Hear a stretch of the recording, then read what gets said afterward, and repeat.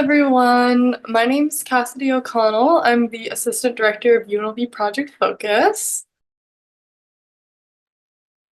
Hi everyone, my name is Chloe Stedford and I am a student at UNLV Project Focus. Awesome.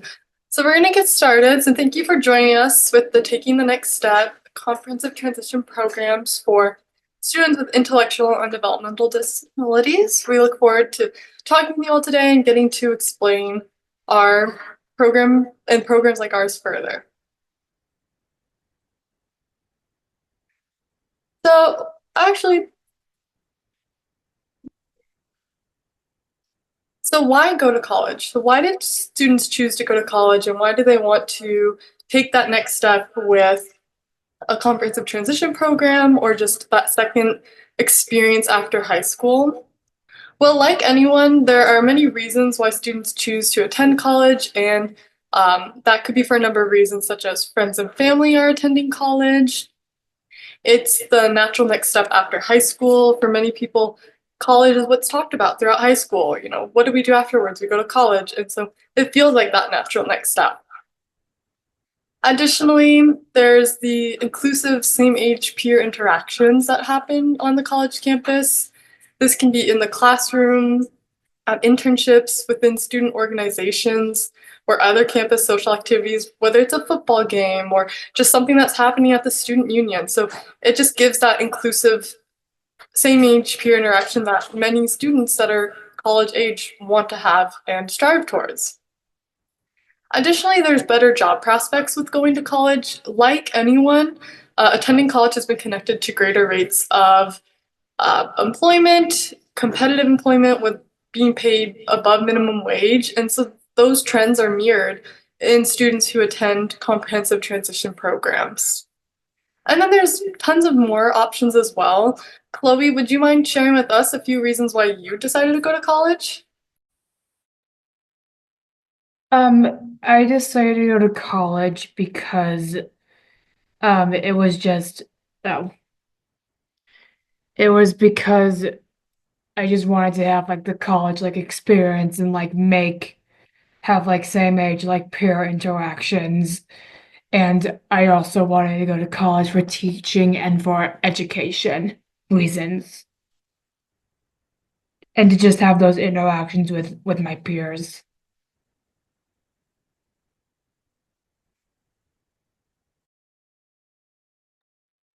Yeah, no, those are perfect reasons why going to college is exciting, why we want to go to college. It's, as Chloe said, one, to further education within her area of interest, which is childcare and education. And for other reasons, like she mentioned, is that peer age interaction and making friendships and connections while on campus. So thank you for sharing, Chloe. So additionally, what are post-secondary education programs? What does that mean when we say that, and how is it different than the typical college experience? Well, post-secondary education programs focus on preparing students for three main aspects: employment, academics, and independent living. So students within our programs, comprehensive post-secondary programs, are targeted in all three of those areas. We want to prepare for that competitive employment. We want to maintain high academic standards, and we also want to encourage learning those independent living skills that many other students are learning while they're on campus. In fact, I honestly look at this and I see that all three of these areas are areas that any college student, when they're on college campuses, are gaining skills in. And we just are more targeted towards that. So a comprehensive transition program, so we have post-secondary programs, but in addition, there are the comprehensive transition program elements as well. So these can also be referred to as CTP programs, just a little acronym of comprehensive transition programs, and they are required to fit a specific criteria. Um, we have a hub within the United States called Think College that is the one that makes many of the decisions and requirements for a CTP program and what that looks like. Think College requires that comprehensive transition programs provide students opportunities in at least one of the following criteria.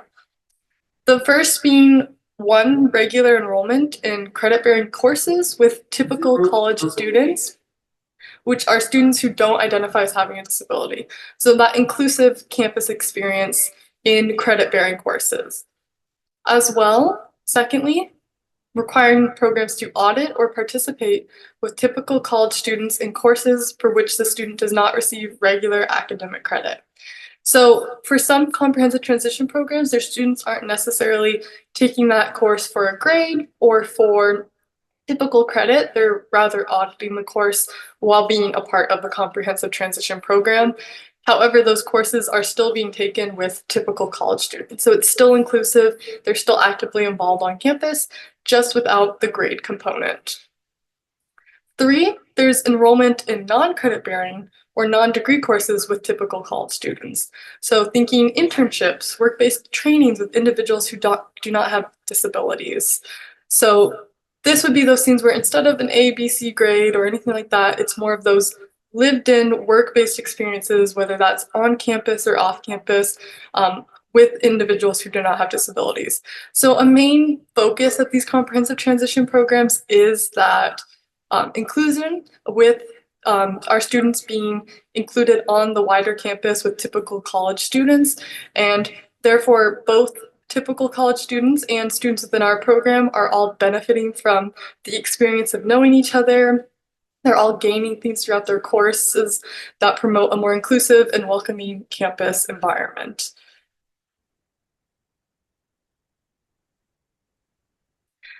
So post-secondary options, the beginnings of this. What brought programs like this to be, and how are they still being created today? So the IDEA Act of 1997 was one of the first things behind our programs like ours. This act made available a free, appropriate education to eligible children with disabilities throughout the nation and ensured special education and related services to those children. So as this act came into being, it became more common for people to expect a free, appropriate education as written in law for their children. From there was the No Child Left Behind Act of 2002, which ultimately required students with disabilities to be included in testing and therefore increased teacher accountability to students with disabilities. So all of these two acts and movements helped create an environment in which academics became more appropriate for students with disabilities, and it became expected that they were included in the wider campus community and in the school environment, from testing to appropriate education activities. So the post-secondary options beginnings as well, some two other important things that help create programs like ours is the Higher Education Opportunity Act. This act, the Higher Education Opportunity Act, was enacted in August 14th of 2008, and this law contained a number of important provisions that improved access to post-secondary education for students with intellectual disabilities. So once this act was passed, comprehensive transition and post-secondary transition programs became more accessible to students with disabilities, and created an opportunity for them to be throughout the college campuses throughout the United States and increase access to that post-secondary experience for all students, not just typical students. And then another big foundation of many programs, especially our program, is the Universal Design for Learning. For those of you who don't know, UDL is a set of principles for curriculum development that gives all individuals on the campus and in the class environment, equal opportunities to learn, interact, and express their knowledge of the content. And so universal design is extremely important for our program, but many programs throughout the country. We use universal design for all our students, and we encourage professors to use that in their classrooms. And so it is an important foundation for our program. So within Nevada, the options within Nevada, the two main ones are Path to Independence, or PEAK 2-1, at the University of Nevada, Reno. They are a certified transition program. So as we mentioned in a previous slide, right here, they fit at least one of these criteria to be a certified transition program. And then, of course, at UNLV, there's Project Focus. We are also a certified transition program. So both programs within the Nevada state fit the requirements to be a certified transition program and serve our students with independent living, academics, and career development.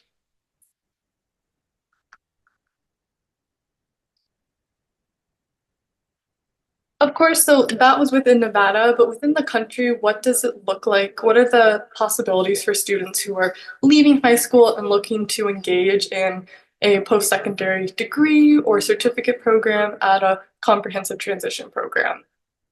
So within the United States, there are 355 post-secondary education programs. The numbers of programs vary within each state. New York, Florida, and California are the three states with the largest amount of comprehensive or post-secondary education programs. New York has 32, Florida 25, and California has 22. Meanwhile, Wyoming is currently the only state within the United States that does not have a program offered to students with intellectual and developmental disabilities. But I believe they are in the development of making one. Last time I was hearing from the college area. But as you can see, it varies throughout the states from high concentration to, states like Nevada or Oregon and that sort of place where there's a little bit less opportunities or diversity within the programs. So Think College, as I mentioned, they're the National Coordinating Center for programs like ours, for comprehensive transition programs, for post-secondary options for students with intellectual and developmental disabilities. They are based out in the University of Boston. They are basically the national think tank for our kind of program. They are a great resource for educators, students, families, or just anyone that's interested in these types of programs, and provide a variety of resources targeted to each person and who they are, whether they're the student, whether they're the family. One of their really important features is the college search. This is a section on their website that includes information on programs found in each specific state, a description of each program, what they offer, what is their goal and the outcome, because each program is different.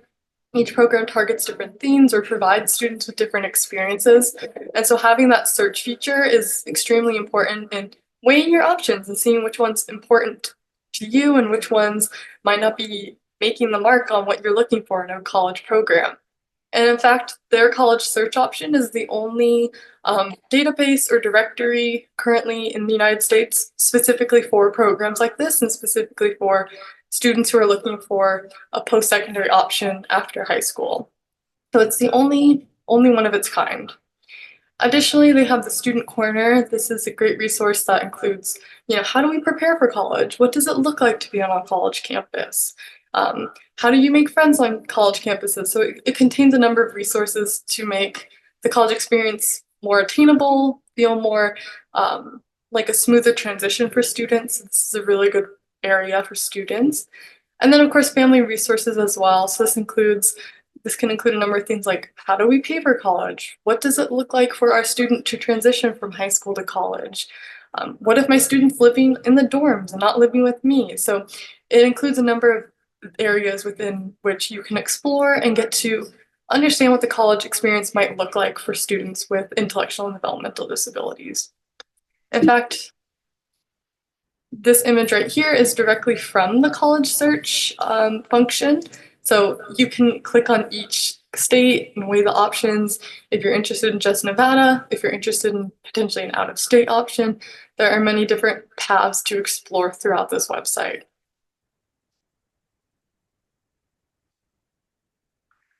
So Project Focus specifically, what does that look like? What does it mean at our UNLV campus? Well, Project Focus, so FOCUS stands for Forming Occupational and Career Understanding for Success. Like I mentioned earlier, we're a comprehensive transition program, and each semester we work with up to 25 students. So we're a cohort of students, so as students graduate, we accept more students, that sort of thing. And our program, again, like many comprehensive transition programs, focuses on three key areas of academics, career readiness, and independent living. So those are our main targeted areas. Of course, within our program, we also include within those three main areas things like self-determination, community campus engagement, as we feel that those added sections help boost these three key areas of academics, career development, and independent living. So program development and growth, how did we come to be? Where are we now? So the planning for Project Focus itself began in September of 2013. As I mentioned, those acts such as IDEA, No Child Left Behind, and Higher Education Act all paved the way for programs like this to be developed, and so our planning began in 2013. Our first student joined the program in January of 2015, so it was 2 years of planning before our first student joined. And from there, we've had incremental growth from 1 to a current maximum of 25 students, where we've had such great growth, and we've gotten to a point where 25 is our current max, and who we can best serve, that's the amount we can best serve. And as of right now, spring 2025, we've had 16 students. So we're looking to grow a bit more again in the next year with added enrollment and new students as many of our students have graduated, and it's time to add a new cohort into the group. So that is where we're at. Chloe, do you want to share when you started with Project Focus? Yes, I started Project Focus in the fall of 2022. So that was in August of 2022. Yes, Chloe is one of our students on the 4-year track. So within our program, we have a 2-year path and then a 4-year path. And Chloe has enjoyed her experience and wanted to grow more with her experience and gone down the 4 years. So she's been with us for a while. She's one of our upperclassmen, I guess is what you could say.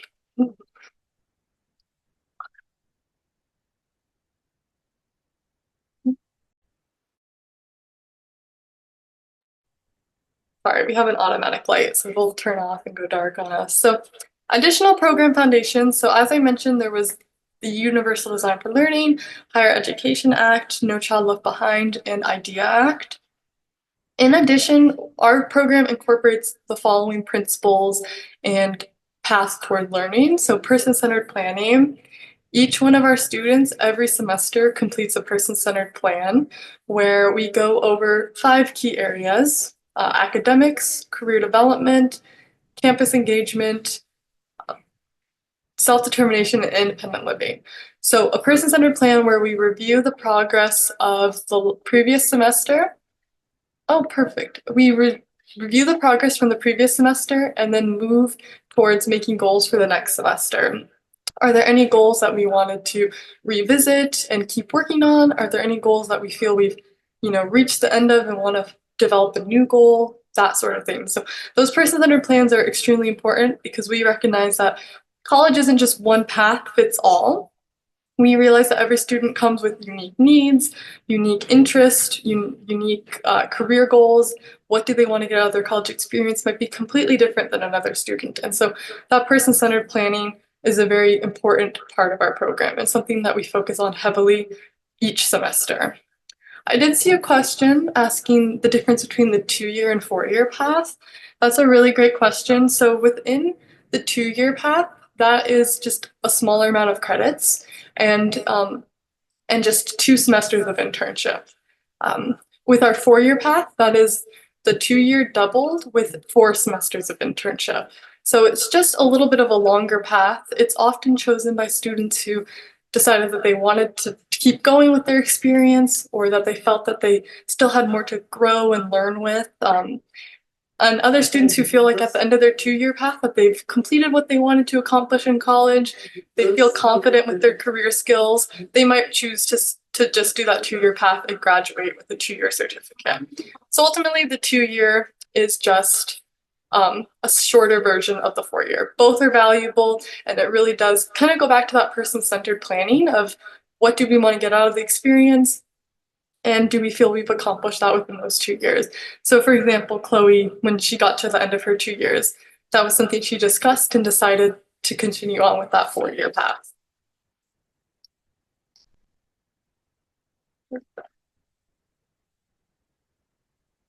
Okay, perfect. I hope that answered your question. If not, please feel free to add on to the chat. Additionally, we do quality indicators of transition. So we really look to see how our students transition out of the program. What are their job outlooks after they graduate? Of course, like any college program, there's no guarantee of that employment at the end of your time with Project Focus, but it is something we strive heavily towards and we track within our program. So that is a key part of what we're trying to succeed with our students. Additionally, assistive technology, our students use different tech, whether it's high tech or low tech. For some students, it's low tech, just using a keyboard with bigger keys. For other students, it's something like Kurzweil, that is a speech or text to speech function for their textbooks. Other students have used recording pens in class before. So there's a number of assistive technology that we use within our program. Self-determination building opportunities. And interventions. So we often strive for students to keep track of their own schedule, determine for themselves what they want to do throughout the school day. After class, am I working on homework? Am I going to a club? That sort of thing.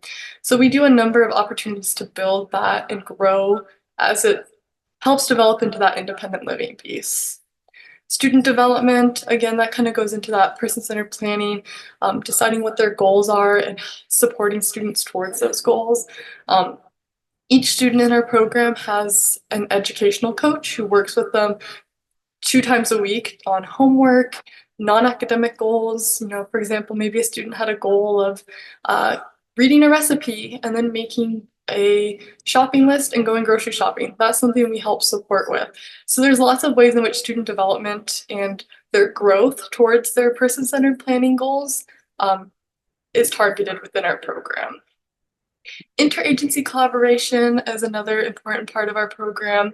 So that not only looks like on the UNLV campus, on our campus we have a number of internship sites and connections with the campus community to further that career development. We've had students working at the CSUN preschool, we have students working at UNLV TV, the rec center, the student union, the kitchens, football team. So there's a number of places in which our students work and in which we collaborate with them to create a successful environment.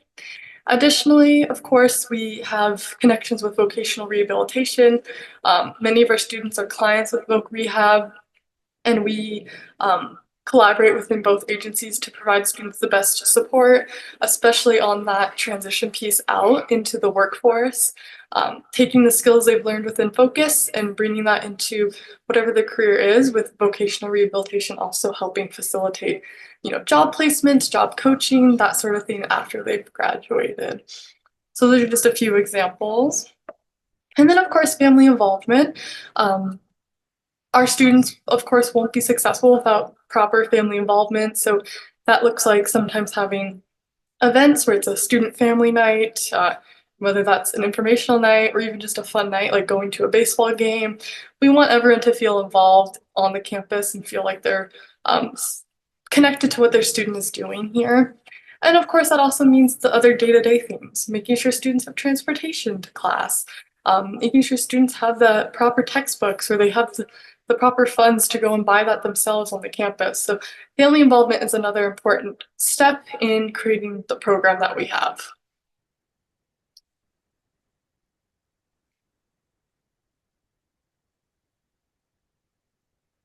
Another good question, can a student focus just on employment training and independent living? That's a really good question. Of course, those are two of our three main tenets of our program, but also within our program, we do require that academic piece as a college program. So that would look like taking that history class or that job track class, like for Chloe, for example, would be an education class, right? So academics is a key part of our program. And within that, we can build on independent living and employment. So if it is a job track, we are building on that by taking a class that's related to our interests. Maybe it is a hospitality class. We're taking hospitality so that we can have a job at our favorite hotel when we're older. Alongside that, we're learning independent living, such as navigating the class by myself, taking notes by myself, um, keeping track of my homework, all of those things. So ultimately, all three of our tenets of academics, career development, and independent living, they all end up coinciding with each other and building off of one another. You know, when our students are at their internship, the academic skills of reading an email from their professor also translates to their job, or might be reading an email from their supervisor. So ultimately, students focus on all three aspects while within our program. I hope that answered. If not, please let me know. Okay. So kind of going back to that person-centered planning, I've mentioned it a lot. I think it's just because it's so important to our program and so integral to what we do here. As I mentioned, we're not a one-size-fits-all. We don't just take a student and say, okay, here you go. These are your classes. This is what you're going to do. These are your goals. We actually want the student to learn to become an individual advocate for themselves and what they want to get out of the program. So our STAR plan is our person-centered planning. It's called STAR because you'll see in a second. It ends up being shaped like one. But ultimately, upon enrollment in Focus and at the end of each semester, students participate in a person-centered planning meeting, or a PCP. In this meeting, the student and Focus staff meet to discuss progress made over the semester and develop goals for the following semester. So I like to say that like student and Focus staff, because ultimately, we mentioned family involvement, but part of that becoming an adult process is learning to advocate for yourself without, a parent or guardian. So our first STAR plan during the summer, moving into the first semester, is with the whole crew. So it's family, student, and Focus staff. But as students move throughout the program and become more independent and more in charge of their goals and what they want to get out of their college experience, we slowly fade that family support back so that it's just the student, working with the Focus staff to develop goals themselves. So as I mentioned, our person-centered plans target the following areas: community campus engagement. So that looks like joining a club, attending Focus events. Our program itself has specific events we hold at least once a month to just keep that cohort involvement and keep everyone, on good terms with each other. Is it attending a football game or a basketball game, or going to the library just to study, right? So how do we want to be engaged with the community and campus? Self-determination. So I always like to describe that as the smaller things we do to become more independent. So is that learning to read my own schedule, creating my own Google Calendar, keeping track of emails and knowing which ones to delete and which ones to keep, right? Independent living. So is that navigating campus independently? Is it practicing studying for the DMV permit test? Is it taking RTC paratransit by myself and then scheduling the rides by myself as well? Is it cooking skills? What is it that I want to do to become more independent this semester and then move towards in future semesters as well? Academics. So of course there are all those classes, a history class, a job track class, a multicultural. But within those classes as well, what are the skills I want to grow in? Is it, I've noticed that my reading comprehension could use some support, or I want to work on writing longer essays, improving my ability to cite sources. Does it look like, oh, in class I want to work on becoming more involved in peer discussions? Because sometimes I'm a little bit shyer, and so jumping into peer discussions can be difficult for me. So what specifically within those classes do I want to work on to make myself more successful at school? And then of course, career development. So specifically, is it what internship do I want to do? What am I interested in? But also maybe it's making a resume, a LinkedIn, or just practicing customer service skills so I know how to talk to people when they come and ask me a question or ask me about my day. And of course, these are just a few examples. Every individual is different, and so goals can vary and be completely different from one student to the next. It's all about what they want to get out of their experience and what they're hoping for their future. All right, we have a few questions coming in. This program was not available when my son transitioned out of high school. Is there a maximum age allowed to apply for Project Focus? So we typically serve college age students from 18 to mid-20s. That is our typical population served just from the nature of our program.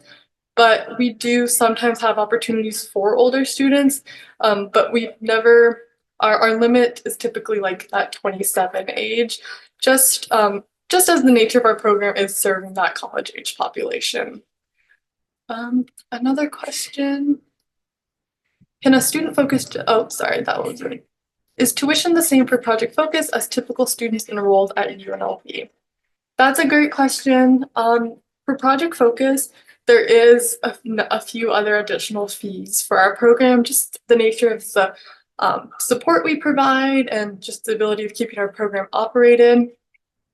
And so within our program, there is UNLV tuition, so tuition for those classes, participating with the typical population in those courses, as well as a focus specific fee that we charge just in order to keep our ed coaches hired, use our resources and facilities in our office, that sort of thing.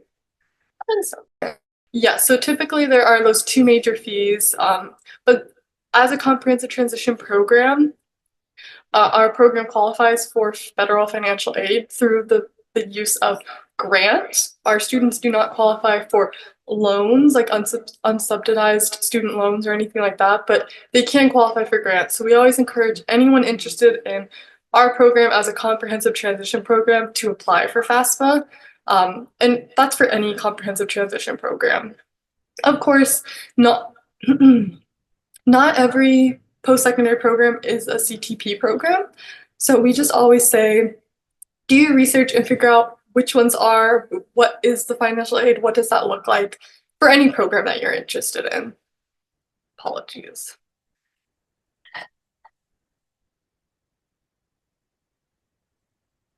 Okay.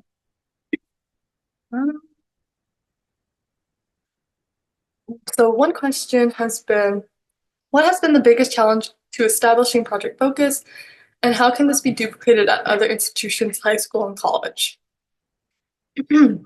I will be honest, so I wasn't here when the program was in its beginnings, but I will say that the biggest challenge is one, just getting the, I was gonna say the brand out there, but it's not really a brand, but basically spreading the word about Project Focus and what we do. Um, it is, we've been around since the program began in 2013, but our first student started in 2015. So it's been 10 years since we began, but that we often do come up with people who've maybe never heard of us, whether that's prospective students, prospective employers, or even just people on the UNLV campus itself. So I would say the biggest challenge is just making the community aware of who we are. But I would say when duplicating that at other institutions, a really great thing that we're doing is attending just any kind of local event, whether it's the Star Fair that happens within CCSD, any other kind of transition nights at high schools or middle schools, as well as just other events that are happening within the community. We've attended local organizations like fun walks or charity walks as booths there. So just spreading the word about our program is, I think, one of the biggest challenges, because we want to make sure that everyone, whether it's a prospective student or a prospective employer, knows who we are and knows how to best join the program in any type of capacity. Okay. A few other questions. Are the majority of the focus students living on campus or commuting? So one aspect of our program is there are some programs that do require some sort of dorm living. We do not require dorm living for our program. We recognize that many people are coming from in town, and so that added cost being a requirement isn't something that we do for our program.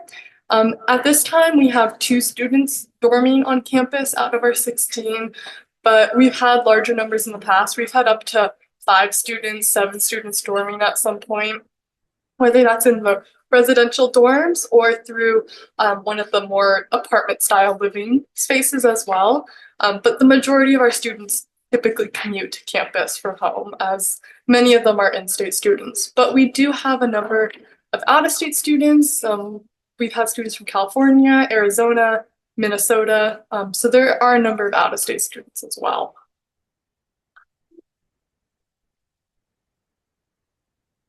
Let's see here. Is prepaid tuition able to be used for this program?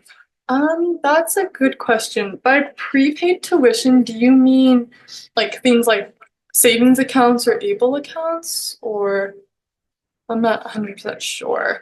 Because our students are able to use things like 529 accounts or any other kind of college savings account. Um, but prepaid tuition, I'm not 100% sure that might mean. Oh, prepaid through the state of Nevada. Oh, I'll be honest. Maybe it's because no one's ever used it before, so I didn't know that was something that people were using. So I can be sure to write down your name or get your email address and look into that for you. Because I'll be honest, I don't know if any of our students have ever used prepaid tuition. But considering tuition is run through the UNLV red or cashiering office, I feel like the same rule might apply, but I can definitely look into that for you. So that's a good question. So I apologize for not knowing that answer, but I can definitely look into that. Oh, I see there's a link. Perfect. Okay. And then there is one more question, but I think this could go well with a separate section. So I apologize if that's your question. I will definitely get to it. I do see it. Okay. So as mentioned within that STAR plan, the person-centered planning process, upon enrollment in Project Focus, we do that person-centered planning. And this is just a mock example that I created of what a student PCP could look like. This is a very kind of smaller plan. As I mentioned, some students come with tons of goals and many different things they want to accomplish, while others, depending on their wants and what they want to get out of the program, they might have less there.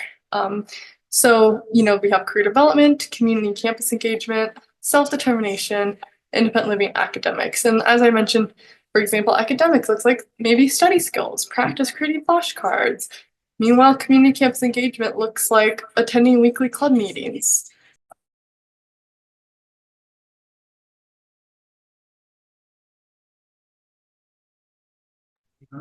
Okay, and so then there's career development, maybe it's studying for food handler's card, creating a resume, LinkedIn profile, all that sort of thing. Perfect. Self-determination, email maintenance, checking daily and deciding what emails to keep, that sort of thing. Perfect. Oh, I see another question. So initially, are students accompanied by a mentor slash buddy as needed? That's a great question. As I mentioned with that, again, like it all goes back to person-centered planning. You'll probably be sick of me saying that by the end of it. But at the very beginning, when students are first on campus, whether it's their first ever day, like it's, freshman year, or even it's their first day of their third year, but we have a bunch of new classes, new buildings that we're learning. We do provide a lot of heavy support through whether that's myself showing the student where class is, it's their educational coach, which is a peer mentor student worker. We also have interns as well who are peer mentors. So there's a lot of support within the office, and we will, work on memorizing those paths to class and learning that route. And then as they get more comfortable on campus, we'll fade that support back, right? Because everyone wants to be independent. It'd be kind of annoying if I think back to my college experience, if someone was following me around all the time, making sure I knew where I was going, right? So we want to eventually fade that back so that they can have that confidence and independence in themselves. And kind of with that, with our interns and our educational coaches who are undergraduate peer mentors, they are there to provide that support. But a main part of our program is that we cannot provide 24/7 supervision. There has to be within our program just the nature of college setting, especially UNLV being such a large campus. There is a need for some level of independence to be a part of our program, just the nature of it being a college campus. And so, but of course, each student is different. So some students might need more support when they're on campus than another student who might have a bit more level of independence. And that could have been because they've grown in that independence throughout their time here. So, a student who starts out maybe with a high level or higher level of support might eventually fade to a lower level of support as they move through their first year.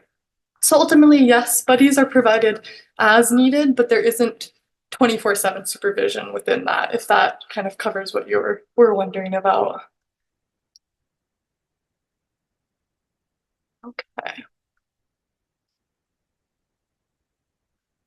community collaboration, as I kind of mentioned, there was that interagency partnership within our program.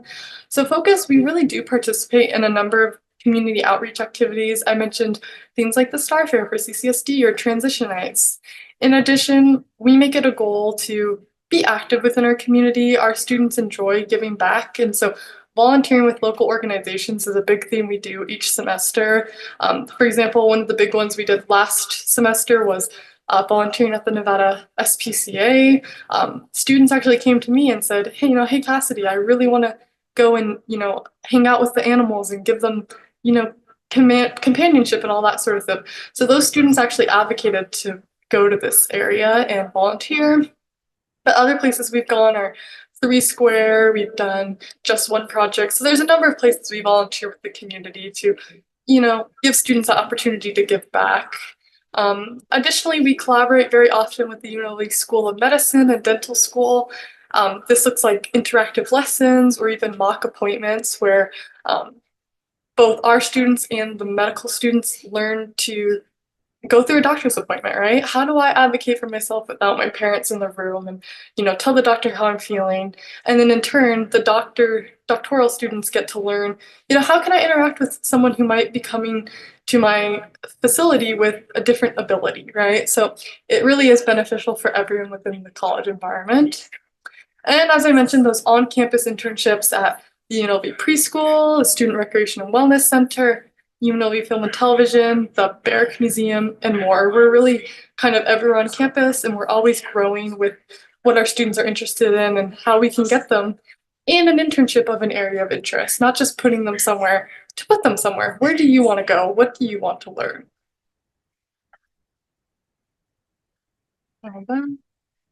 Okay, so this is actually Chloe's section, so I'll pass the floor to her. Okay, focus student experience academics. I've been a student here for basically 3 years, almost four.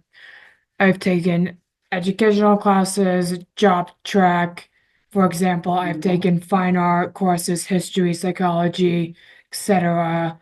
I've taken early childhood education classes like play theory and early childhood education. I've also been a part of the Cohen Scholarship Program and attended meetings throughout the semester.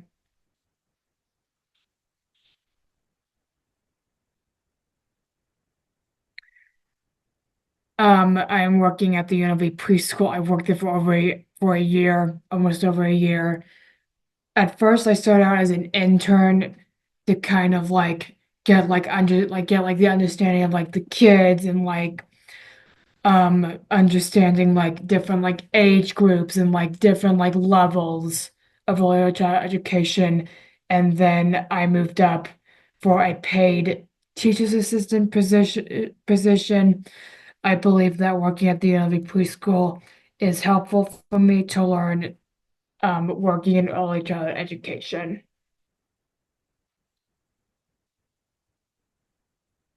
The supports that I've received at Project Focus are finding a future career, setting up independent living skills, practicing time management. The part I've enjoyed so far is making new friendships and creating relationships with people at UNLV. Like I've said in the beginning, I joined UNLV Project Focus so I can make friendships with and relationships with other people my age. While at Project Focus, I've gained the skills to practice independent living while gaining the knowledge for a future early childhood education career through my classes and internship.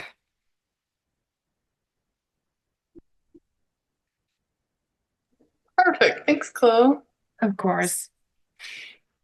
No, Chloe's really done awesome here. That's why we invited her to be a part of the program. She's accomplished a lot.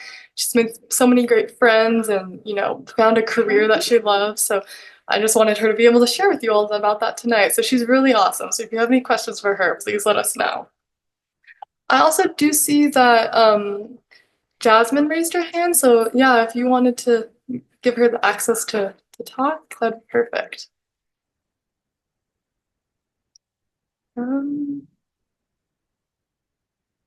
Let's see. sure. Are you,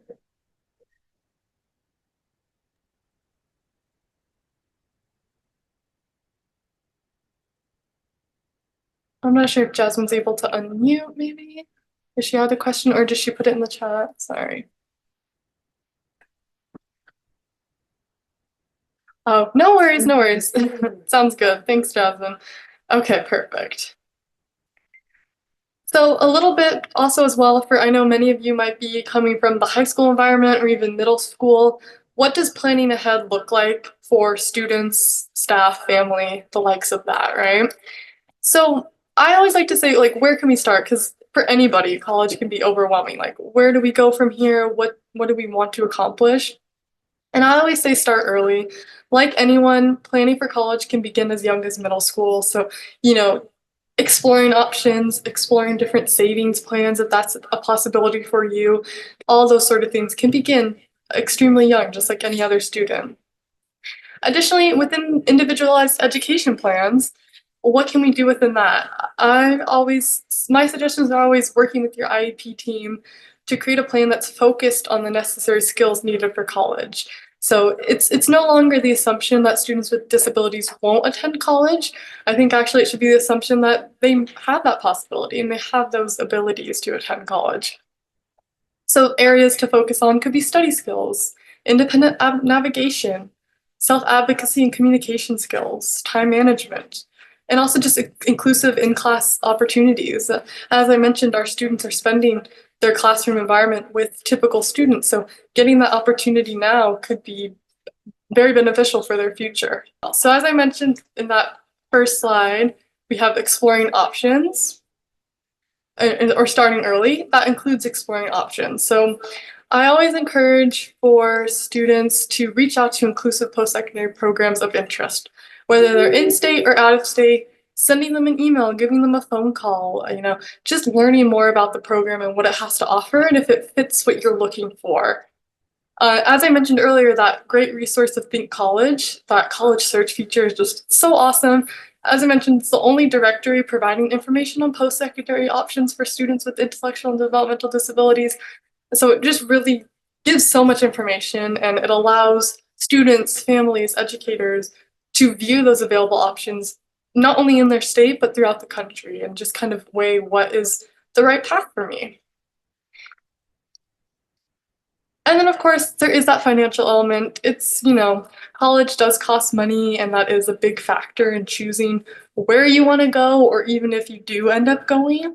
So I always recommend, seeing what the program's about. If it's a comprehensive transition program, our students do qualify for federal financial aid, typically in the form of Pell Grant. Our CTP program students currently cannot qualify for loans. There's the scholarships. So for example, there's many offers. So always giving that like a Google search or just looking around what's offered. But a good example is Ruby's Rainbow, a scholarship program designed to support students with Down syndrome pursue higher education. In fact, 3 of our previous Project Focus students were recipients of this, and I believe a few from Path to Independence in Reno were also recipients of this. So it is an active and engaging scholarship that is offering rewards to students currently. And as mentioned, other options, 529 college saving plans, ABLE account, vocational rehabilitation funding as applicable to programs. Some programs have agreements with vocational rehabilitation where they kind of helps offset some of the cost of attending college. But that is definitely program specific, so I recommend reaching out to those. And Veterans Affairs or GI Bills, those can be used towards tuition for many students. But most importantly, do your research. I always think no matter who you're talking to, just asking them what their experience is with certain things. Do they know about certain scholarships or methods of paying for college? As mentioned, there's the prepaid tuition. I will definitely be looking into that because I will be honest, never heard of it. So I think that could be an exciting new way for students to pay for college for our program. So definitely looking around for your options financially as well. And then, of course, at home, how can we plan ahead at home? I encourage students and their families to prepare for both college and adult life outside of the classroom as well. Teaching those essential life skills through home chores, participating in inclusive activities, sports, clubs, events, and the likes of that. Potentially getting a job when they're in high school if that's an option for them. Just learning those basic job skills to prepare them for, work in the future. Starting to allow students to make their own choices and use their own voice. I think everyone's always working towards that. Ensuring students want to attend college because it's natural for anybody. Not everyone wants to go to college or is interested in going to college, and that's totally okay. And so maybe that's something we're looking for while we're in our teenage years. And then, of course, even if it's scary, just preparing for your role as a parent to change, right? As your student becomes an adult and moves into a future in college. So there are references. So yes, I've seen there are a few questions, so I will start looking at them. One of our questions was, what is the best success story that you can share with us? I think Chloe, for example, was a great success story. She's still in our program. But another success story I can, just off the top of my head that I would like to share is we had a student a few years back. I won't say his name just in case he is a little shy about that and just for privacy reasons, but he worked through our program. He did a 2-year certificate in 3 years. For him, it was kind of going back to that person-centeredness. He expressed that he wanted to take things slower, not overwhelm himself with classes, and that was perfect for him, and he did well in all his courses. He did 2 or 3 semesters of internship at our kitchens, and then his last semester here, he did a kitchen internship on campus, but also got a job at a local restaurant, starting with some customer service and serving the tables, that sort of thing. And from there, after graduation, he got 20 hours a week at that restaurant, and then also started looking for a job at a local grocery store just to see which one he liked better. And he's currently moved into his own independent living. So he's just really grown throughout his time in the program, starting out living with his parents to getting a job to moving and living by himself kind of thing. So that's, I think, an example of one of the success stories that we've had here. But there's just so many, whether that's another student of ours who his goal throughout the program was to learn to drive. So he studied for his driver's permit.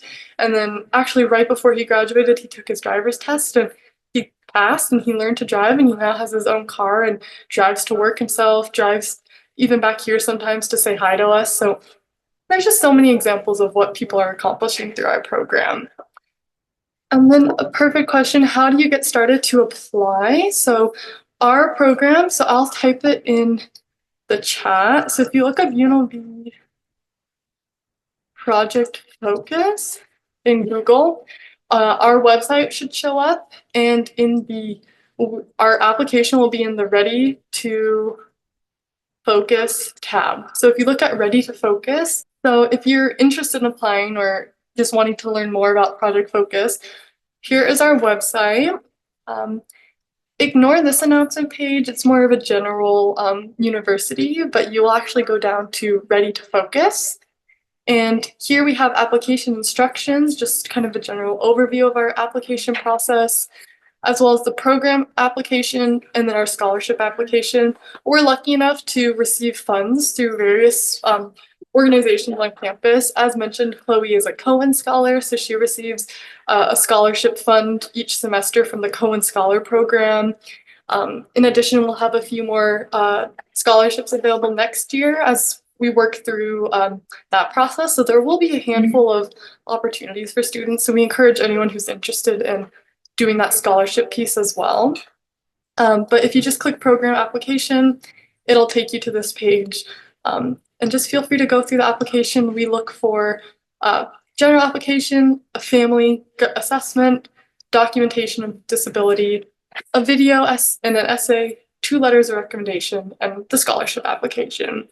I'm also always happy to set up one-on-one personal meetings with any interested students and family to discuss the program further, discuss the application process. But just for everyone's reference, our application is currently open for this fall 2025 semester, closing April 1st. So it's still open for about 2 months. So you have until April 1st to submit an application.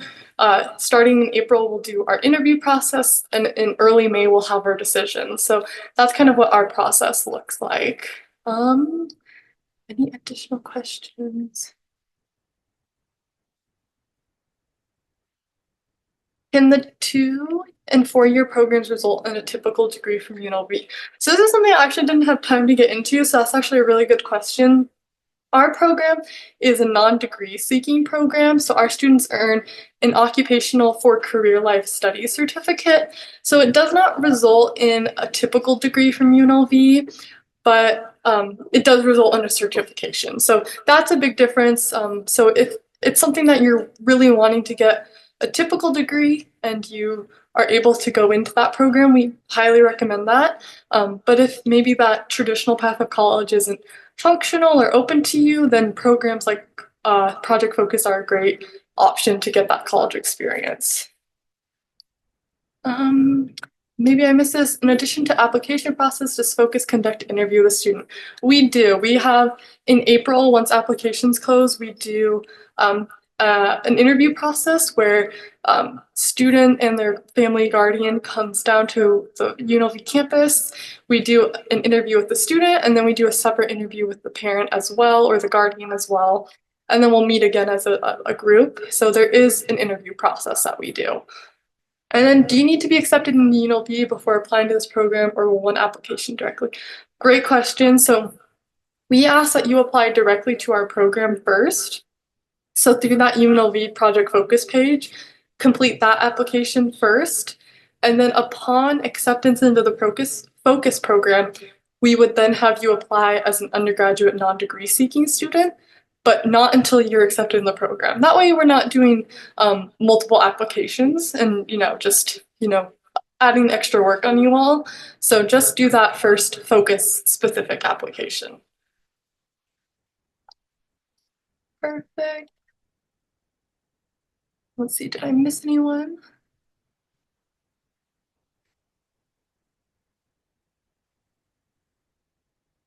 Okay, I think I answered everyone that's put something in the chat. Let me double check. Yes, I believe so. Oh wait, hold on, actually. How do you get started to apply? Yes, it's not ready to focus.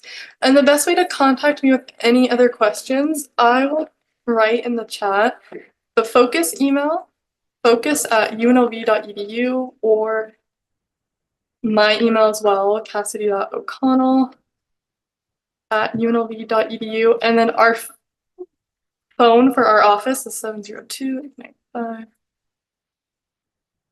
So there in the chat, I just put our general contact information. So the Focus specific email, which I monitor, my personal or work email, and then the Focus phone number as well. So if you have any additional questions or want to set something up or anything like that about potential applications or just, just general questions, please feel free to reach out in any way. And let me see. There's another good question. Do students have to enroll full-time 12 to 15 credits? So our students typically are taking 3 classes. So they're taking, those general education, job track, as well as, and this is something I didn't have time to put into my PowerPoints, but a focus specific class as well, which is something like a career development class or a daily living class. So our students are typically taking 4 credits, or 4 classes, which totals around 12 credits. 3 academic on the UNLV campus, and then 1 class that's focus specific, so totaling 12 each semester. Though we do have some students who end up taking 15 if they're, really wanting that extra class, but for the most part, we stick around the 12 credit range.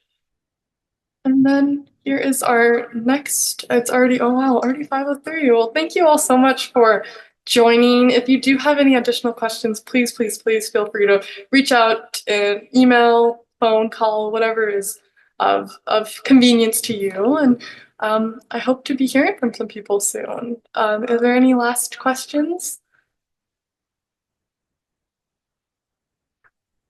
12 credits, that would equal 4 classes.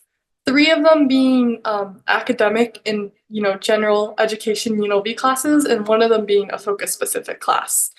So 4 total each semester is our typical course load. Of course, and if you are interested in joining in on any other lectures or any other scholarship or practice, our next one will be from Dr. Katie Wade James, Science Teaching for Social Justice, Installing STEM Equity in the Classroom. So please feel free to tune in for that one as well. I'm sure it'll be super informative, just like this one.